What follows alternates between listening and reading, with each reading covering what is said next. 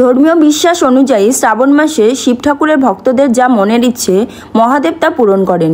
স্বপ্নে হোক বা বাস্তবেই শ্রাবণে নাগ নাগিন দেখলে কি হয় জানেন?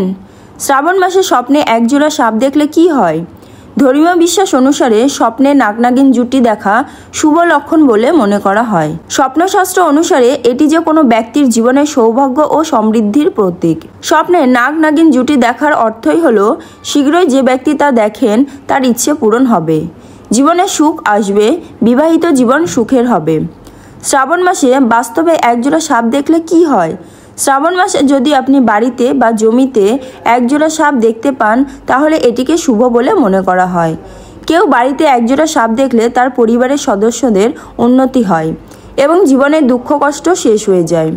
কেউ যদি কোনো জমি কিনতে যান এবং সেখানে একজোড়া সাপ দেখতে পান তাহলে সেই জমি কেনার জন্য এটি একটি শুভ লক্ষণ বলে ধরা হয় এবং সেই স্থানে সম্পদ লাভের সম্ভাবনাও থাকে।